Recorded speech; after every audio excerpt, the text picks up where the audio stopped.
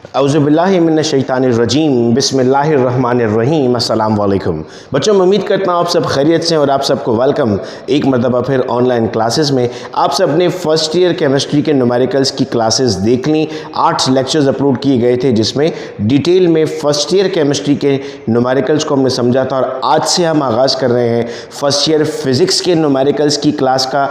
इस वक्त chapter number 1 के न्यूमेरिकल्स हमारे सामने मौजूद हैं। हम इसमें इंपॉर्टेंट भी समझ रहे हैं, ट्रिक्स भी जानेंगे और पॉसिबल एमसीक्यूज़ को भी सॉल्व करने की कोशिश करेंगे। वक्तन फ़वक्तन तमाम चैप्टर्स की यानी 10 के 10 चैप्टर्स की वीडियो अपलोड कर दी जाएगी। आज ये वीडियो लेक्चर इसलिए बन रहा है चूँकि जब आपने फर्स्ट ईयर केमिस्ट्री के वीडियो लेक्चर्स को देखा तो आपने रिक्वेस्ट की थी कि सर फर्स्ट ईयर फिज़िक्स के भी बना दें, तो इसीलिए आपके सामने फर्स्ट ईयर फिज़िक्स के न्यूमेरिकल्स इस वक्त मौजूद हैं। बच्चों, इस चैप्टर में क्या पूछा जाता है? सबसे पहले इस चैप्टर में हमें डायमेंशंस आती हैं।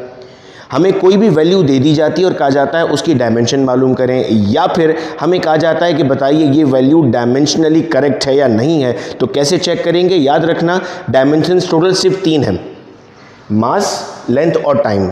इनके अलावा डायमेंशंस नहीं होती हैं। फिर रिपीट करता हूँ, डायमेंशंस कितनी हैं? सर सिर्फ 3 हैं, मास, लेंथ और टाइम। मास को किससे रिप्रेजेंट करोगे? m, लेंथ को l, टाइम को t।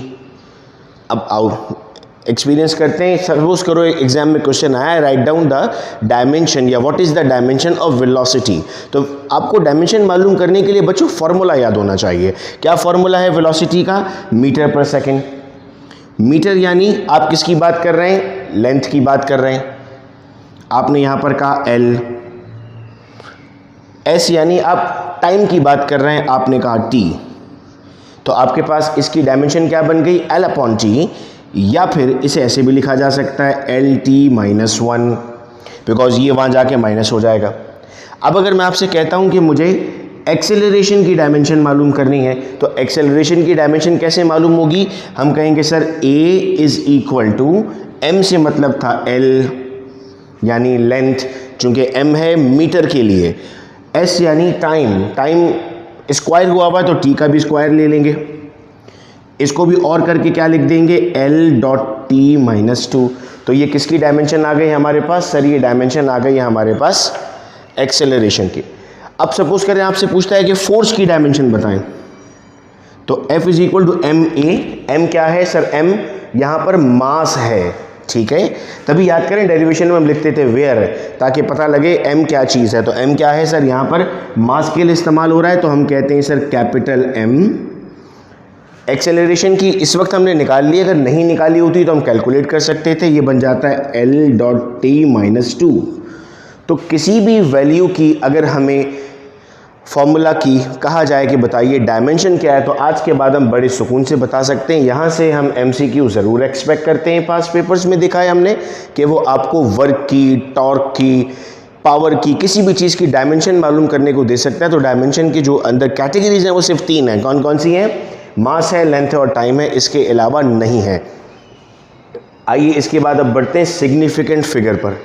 एक सवाल हम एक्सपेक्ट करते हैं कि हमें कुछ फिगर्स दे दी जाती हैं और कहा जाता है बताइए कितने सिग्निफिकेंट फिगर हैं। तो इसके कुछ रूल हैं जो हम पढ़ लेते हैं। पहला rule, all non zero are significant, यानी 1958।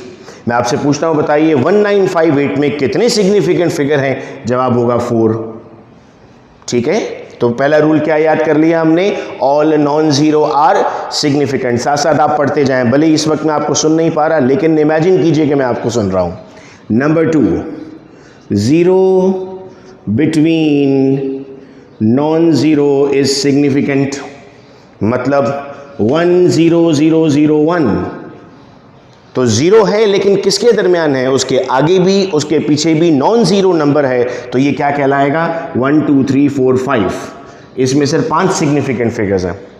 नंबर 3, बहुत आसान करके मैं रूल्स आपके सामने रख रहा हूं ताकि हमें याद जल्दी से हो जाए। सर अब हम कहते हैं कि अगर आपकी वैल्यू 1 से कम है तो जो 0 आएंगे वो सिग्निफिकेंट नहीं होंगे, यानी 0.00032। ये वैल्यू 1 से बड़ी है या 1 से छोटी है? सर ये वैल्यू 1 से छोटी है, चूंकि यहाँ पर 0 है, तो बाकी जो 0 है ये सिग्निफिकेंट नहीं है। तो कितने सिग्निफिकेंट हुए? सिर्फ 2। और अगर आपकी वैल्यू 1 से बड़ी है तो तमाम के तमाम ज़ीरो सिग्निफिकेंट हो जाएंगे। जैसे 1.0003 कितने सिग्निफिकेंट फिगर्स हैं? 1 2 3 4 5। और अगर आपकी वैल्यू ज़ीरो पर एंड हो रही है, इसके लिए दो लॉ है हमारे पास। आप उन ज़ीरो को सिग्निफिकेंट मान भी सकते हैं और नहीं भी मान सकते। जब एमसीक्यूज़ में पूछा जाएगा तो उससे रिलेट किया जाएगा, उस जैसा कोई ऑप्शन दिया जाएगा आपको। सपोज 5000, तो इसमें 4 भी सिग्निफिकेंट फिगर्स हैं और एक भी सिग्निफिकेंट फिगर है, तो ऑप्शन आपको इसी तरह का दिया जाएगा। मैं फिर रिपीट करता हूँ अब इन सारे लॉस को। All non zero are significant, straight away, कोई सोचने की बात नहीं है। Zero between non zero are significant, zero दरमियान में आ रहा है अगर नॉन जीरो के तो सिग्निफिकेंट है। नेक्स्ट, अगर वैल्यू 1 से छोटी है तो आपके जो जीरो है वो सिग्निफिकेंट नहीं है। जैसे यहां हमने कहा 2 सिग्निफिकेंट फिगर है। अगर वैल्यू 1 से बड़ी है तो जीरो भी सिग्निफिकेंट है। और अगर आपकी वैल्यू जीरोस पे एंड हो रही है तो आप पर डिपेंड करता है, दोनों में से कोई भी ले सकते हैं। एमसीक्यूज में पूछा जा सकता है।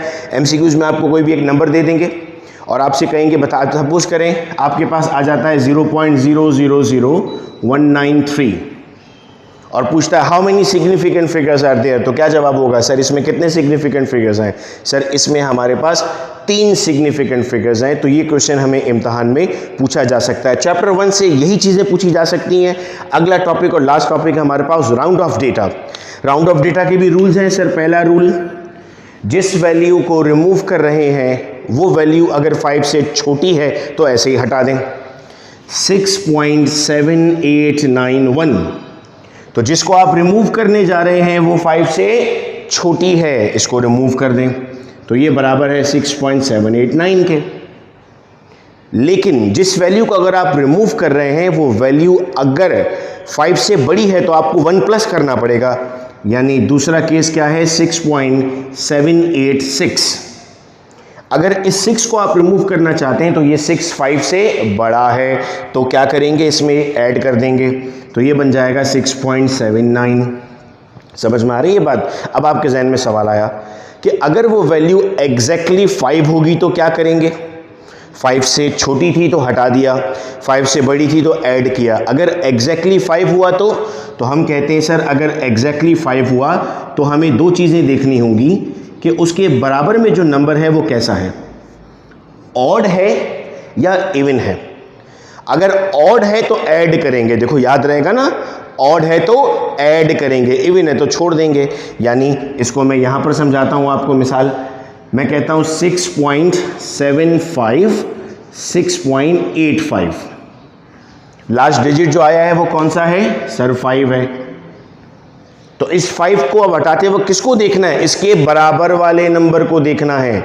इसके बराबर में कौन है? 7 है। 7 क्या है? ऑड है। ऑड है तो ऐड करेंगे 6.8। अब अगर इस 5 को रिमूव करना है, 5 के बराबर में कौन है? 8 है। 8 क्या है? इवन नंबर है। इवन नंबर है तो कुछ भी नहीं करेंगे, यानी 6.8 ही रहेगा। हमने कुछ एडिशन नहीं किया यहाँ पर।